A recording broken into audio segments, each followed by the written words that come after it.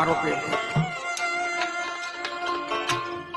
মাসখানেক যখন কেটে গেছে, ওই যুবতী মেয়েটা বাবার কাছে গিয়ে কেঁদে ফেলেছে, বাবা আমি অন্যায় করেছি জানো, ওই ছেলেটার চাহনি খারাপ ছিল না, ও না কাকে যেন খুঁজছিল, মনে হচ্ছিল আমার মধ্যে কাকে যেন খুঁজছিল, বাবা আমি অন্যায় করেছি, ওকে মার খাইয়েছি, আমি ওর কাছে ক্ষমা চাইব, ওকে খুঁজে এনে দাও বাবা, আমি ওর কাছে ক্ষমা চাইব। কি বলছিস? সেদিন তোর কথায় যাকে পেটালাম, আজকে তুই তাকেই চাইছিস ক্ষমা চাইবি? এই দেখো তো কোথায় আছে এই ভিখারি, কোথাও আর পাচ্ছে না, খুঁজতে খুঁজতে ওই সাধুর আশ্রমে গেছে, ওর গুরুর আশ্রমে গিয়ে বলছে এরকম এক ভিখারি, যুবক বৈষ্ণব, জমিদার বাড়িতে ভিক্ষা করতে গিয়েছিল, তার মেয়ের কথায় সেখান থেকে তাকে মেরে তাড়িয়ে দিয়েছিল, সেই মেয়েটাই এখন বলছে অন্যায় করেছে, আপনার জানা আছে এরকম? বলছে হ্যাঁ আমি জানি, ওই গাছতলায় কর্ণকুটিরে আছে। ওরা দেখে জমিদারের কাছে গিয়ে ডেকে ডেকে কর্ণকুটিরে থাকে গাছতলা। জমিদারের মেয়ে বলছে আমাকে নিয়েছে, নিয়ে এসেছে, ওর তো বহির্বাস দিয়ে সর্বঙ্গ ঢাকা, দিয়ে ঢাকছে, আমি এসেছি, তুমি যাকে দেখতে চেয়েছিলে, ছোট বাজার, তুমি যাকে দেখতে চেয়েছিলে আমি এসেছি, বেহালাটা একটু কমিয়ে দিন তো, মনিটরটাই বেহালা, আমি এসেছি হে বৈষ্ণব, তুমি যার দিকে তাকিয়েছিলে আমি এসেছি, একবার মুখ তোলো, আমি তোমার কাছে ক্ষমা চাইতে এসেছি, আমাকে দেখো প্রাণ ভরে। ও ভেতর থেকে উত্তর দিচ্ছে তোমাকে আর আমার দরকার নেই, যাকে দেখে আঘাত খেতে হয় আমি আর তাকে দেখতে চাই না, আমি তাকে আমার হৃদয় মন্দিরে জাগিয়ে ফেলেছি, আমি এখন হৃদয় মন্দিরে তাকে দেখছি,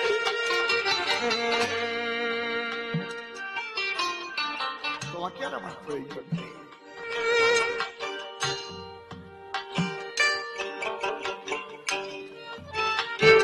হরি বল। বাবা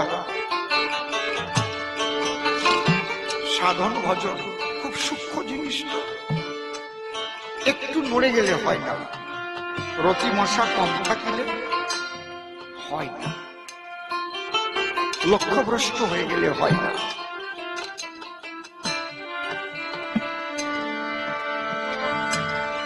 সাধারণ মানুষের আছাড় খেয়ে পড়া, আর যারা সাধন ভজন করতে গিয়ে আছাড় খেয়ে পড়ে যায় না, তাদের বিরাট ক্ষতি হয়ে যায়। এই জন্য বলছে সাধু সাবধান, ফের কহিব সাধু কর অবধান। চোরকে সাবধান করা হয়নি, ডাকাতকে সাবধান করা হয়নি, বলা হয়েছে সাধু সাবধান।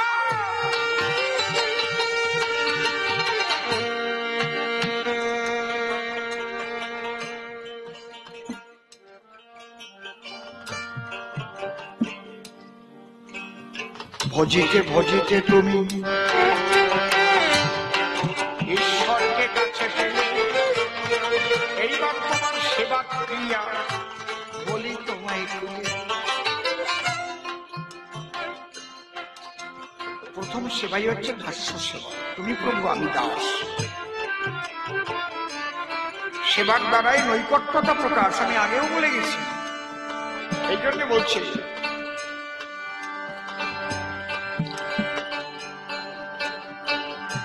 তোমরা কথা বলছো কেন? যারা যাবে যাও না। শান্তদাস্য সখ্যবাৎসল্য মধুর পঞ্চরস, মধুর রসে আবার ওই গোবিন্দ হয় বস। রতি ভেদে ভক্ত পঞ্চপরকার, শান্তদাস্য সখ্যবাৎসল্য মধুর গুণাধিক্যে সাদাধিক্য বারে পঞ্চরসে, শান্তদাস্য সখ্যবাৎসল্য মধুরেতে বৈশে।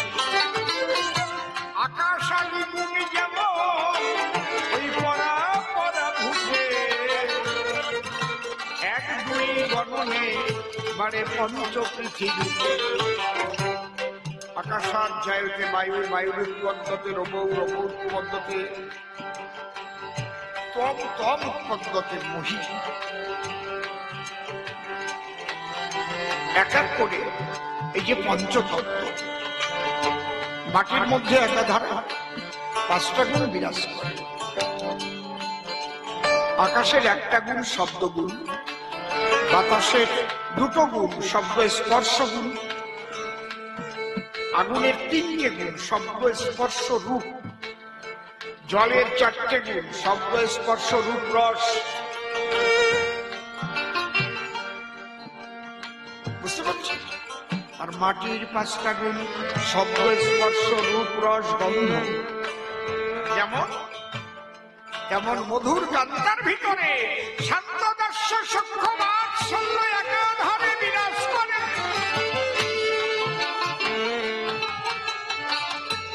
সেই প্রেমের কথাই শুনতে গিয়েছিল মহাপ্রভু রায় রামানন্দের। কেন? যেহেতু শ্রীকৃষ্ণ রাধার ভাবকান্তি বিলাস নিয়া নিজের ব্রজ বিহারী রূপ ত্যাগ করিয়া কাঙাল বেশ ধরিয়া জীবের দ্বারে দ্বারে সেই রাধা প্রেম দিতে এসেছে। অন্তরঙ্গ। এই জন্য বারবার বলছি, নাম প্রথম এবং নাম শেষ। নামকে কেউ বর্জন করে কোনো কিছুই হবে না।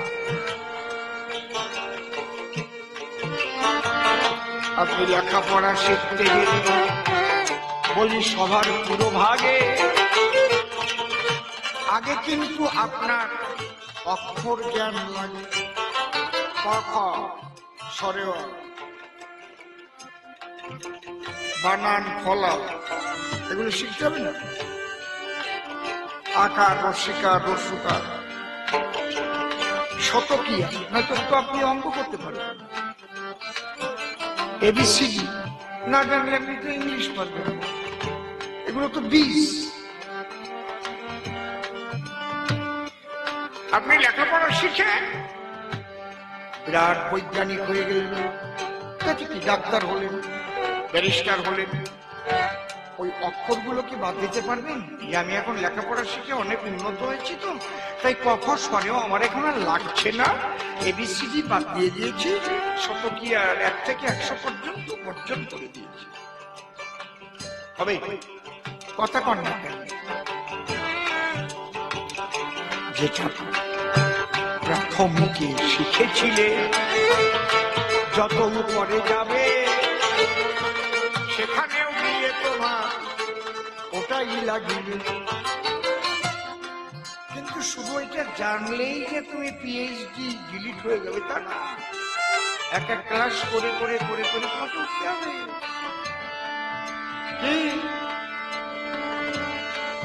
প্রথম যখন তুমি পড়াশোনা শিখেছিলে, কয় কাকাতুয়ার মাথায় ঝুঁকি, ক্ষয় খেকশিয়ালি পালাই ছুটি, ভয় গরু বাছুর দাঁড়িয়ে আছে, ভয় ঘুঘু পাখি ডাকছে গাছে, উমায় নৌকা বাজি দেন, ছয় চিটাবাগের ঝোপ দেন, ছয় ছাগল ছানা লাফিয়ে চলে যায়, জাহাজ ভাসে সাগর জলে, জয় ঝাড়ু হাতে এলো কানা, ইয়াই চড়ে নাচছে ভাই নাকি? এখন কি আর ঝাড়ু হাতে কানাই লাগে নাকি? আর যেমন ক প্রথম লিখেছিলেন সেই ক লেখেন নাকি? ঠিক ওই রকম নামের মালা প্রথম ওই ক দেওয়ার মতো নাম তোমাকে লাগবে। আগে নাম পরেও নাম, নাম করো সার, এই হরি নামের দ্বারাই হবে ভব সিন্ধু নামই তোমাকে পথ দেখাবে গো কান্না ভজন অনেক করে তারপরে মাধুর্য প্রেম শ্রীরাধারা নির্ভীতরে নাম প্রত্যেকে যারা যারা এখনো গুরু নাম নেওনি নিয়ে নাও।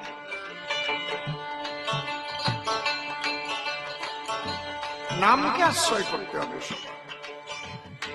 নামের মধ্যে মহাশক্তি বিরাজ আর সাধু সঙ্গ করতে হবে আর নিজের জীবনটাকে সৎভাবে পরিচালনা করতে হবে, তাইলে হবে না।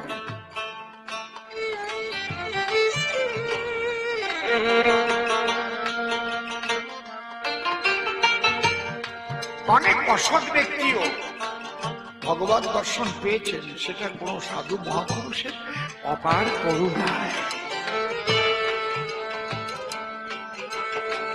তার আগের জন্মের কিছু করা না থাকলে হয় না। রত্নাকর দর্শন সেও তো বাল্মীকি হয়েছিল, কিন্তু মরা মরা জপিয়ে রাম পদ ভজিয়ে রত্নাকর বাল্মীকি হলো। ওখানেও নারদার ব্রহ্মার কৃতিত্ব দেখা গেল। এই জন্য বাবা তুমি খুব ভালো কথা বলেছো, নরোত্তমের কথা। আমি তো তাই বলেছি, যদি তোমরা কেউ ভগবানকে সন্তান রূপে ভাবো, সেইভাবে সেবা করতে করতে ভগবান তোমার সন্তান হয়েই দেখা দেবে।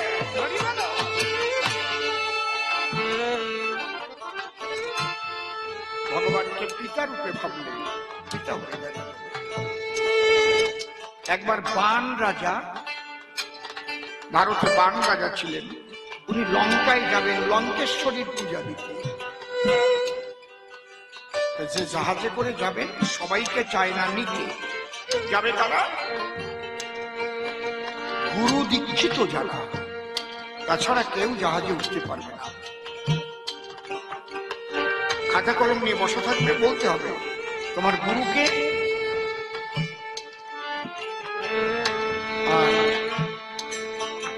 কোন পরিবার। সবাই যাচ্ছে, একটা 16 বছরের যুবক, তার জেগেছে শখ।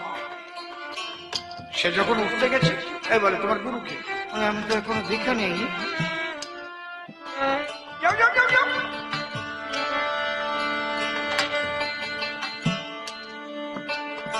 ও কিন্তু ভাগবত শুনতে যেত, সাধুর সঙ্গে যেত, গীতা শুনত, হরিনাম শুনত।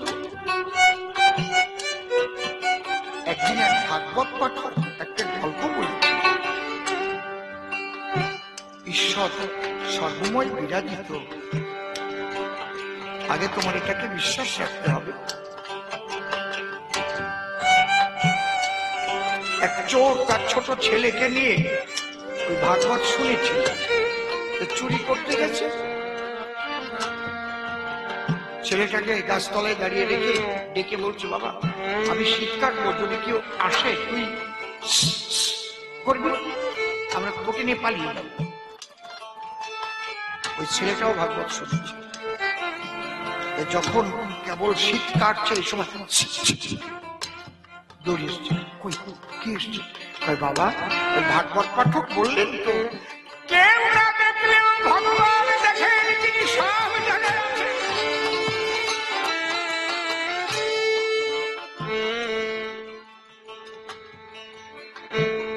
বলছে, বাবা আমি কথাটা কতবার শুনেছি, কিন্তু আমি গ্রহণ করতে পারিনি। বাবা তুই একবার শুনে গ্রহণ করলি, তুই আমার চলার পথের গুরু হয়ে যা বাবা, চুরি করবো না। ওই যুবক ছেলেটা ভাবলো তাহলে সবার মধ্যেই ভগবান আছে। সাগরের পাড়ে বেনার ঝোপ আছে, কাশফুল যে বেনা, ওখানে গিয়ে বলছে তুমি আমার গুরু। তুমি গুরু দক্ষিণা কি দিয়ে দেব? ওই ভাগবত আর একজন ভাগবত পাঠক বলেছিল, ঈশ্বর সবচাইতে ঈশ্বর খুশি হন চোখের জল দিয়ে যদি কেউ পূজা দেয়। তাই গুরু আমার আর কি আছে, আমি দুটোটা চোখের জল তোমার গোড়ায় আমি দিয়ে দেব।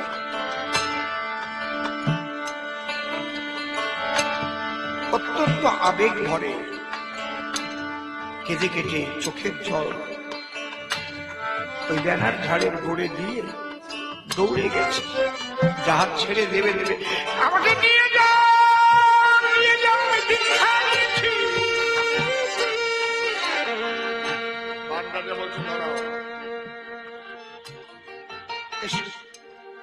তুমি দীক্ষা নিয়েছো? হ্যাঁ।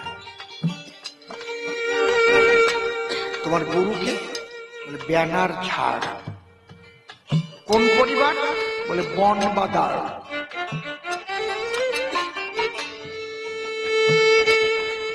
বান রাজা বলছে, ও যখন বলেছে ওটাই লেখো, ওকে তুলে নাও।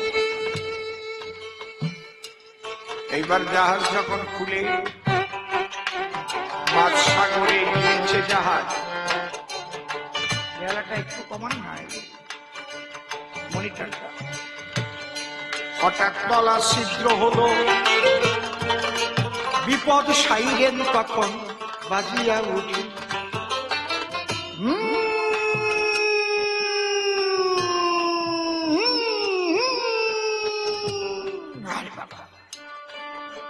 কি হয়েছে? জাহাজ ছিদ্র হয়ে গেছে। বান রাজা বলছে, তোমরা যার যার গুরুকে স্মরণ করো। ওই জন্যই তো তোমাদের আমি নিয়ে এসছি, বিপদ মুক্ত হব গুরু কি পর দাঁড়ায়। হরি হরি বল, হরি বল, হরি বল। সবাই যার যার গুরুকে স্মরণ করছে। হঠাৎ দেখা গেল ছিদ্র থেকে জল ওঠা বন্ধ হল। জাহাজ কিনারে গিয়ে ভিড়ল, সঙ্গে ডুবুরি ছিল। বলে দেখো তো কি হয়েছে।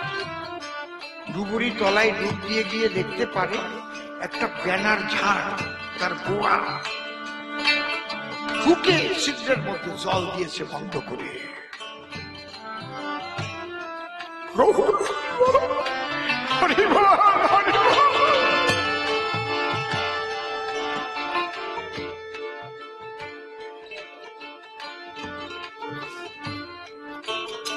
রাজা বলছে, কে যেন বলেছিল তার গুরু ব্যানার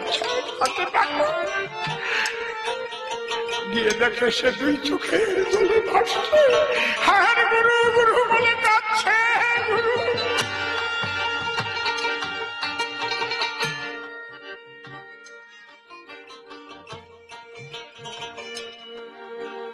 তখন বান রাজা বলছে, এতদিনে বুঝলাম যাকেই গুরু না করো না কেন, তোমার ভক্তি হচ্ছে প্রধান, তোমার আত্মসমর্পণ হচ্ছে প্রধান।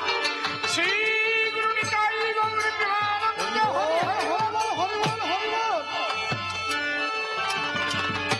তোমরা দেখো, শিক্ষা নাও তোমরা।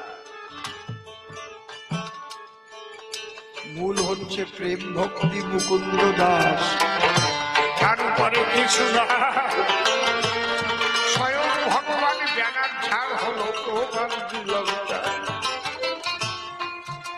সে কারো কিছু নয়, আমার সবার সবকিছু হয় বাবা, যদি তাকে ডাকা যায়। তুমি যেভাবে ডাকবে তোমাকে সেইভাবে সে রক্ষা করবে। এই জন্য পাগল বিজয় সরকারের গান আছে, জানিতে চাই দয়াল তোমার আসল নামটি কি।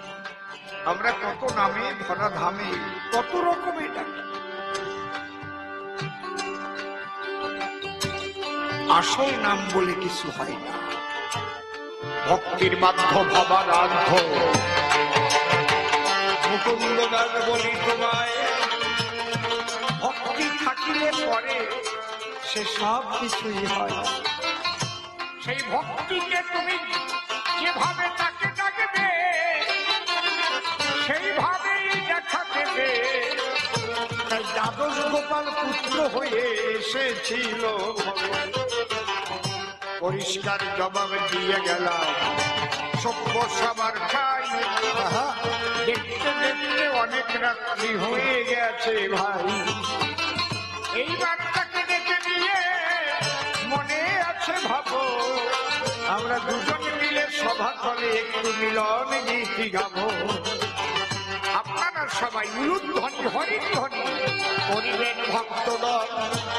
প্রতি বছর হয় যেন এই মধুর বৃন্দাবন। সবাই মিলে আশীর্বাদ করে যাবেন দান। প্রতি বছর বোঝে আসবেন যত ভক্ত প্রাণ। যেখানে ভক্ত সমাগম সেখানে হয় বৃন্দাবন। বৃন্দাবন সেখাই যথা তুলসী কানন। যেখানে হরিনাম সংযুক্ত সেখাই বৃন্দাবন। একবার প্রেমানন্দে হরি হরি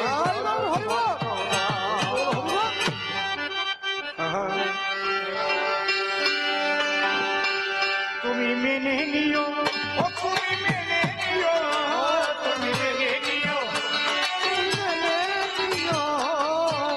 যেভাবে ডাকো তোমায় দেখা দিবে পরানো প্রিয়। তুমি মেনে নিও, ও তুমি মেনে নিও। সে কারো কিছু নয় আবার সকলের সব কিছু। যেভাবে ভক্তিতে মাথা করবে নিচু। ভক্তির বান্ধব হবার সর্বশাস্ত্রের নয়। তাই জানার ধারে যাহাদের সুবন্ধ পড়ায়। তুমি মেনে নিও, ও তুমি মেনে নিও।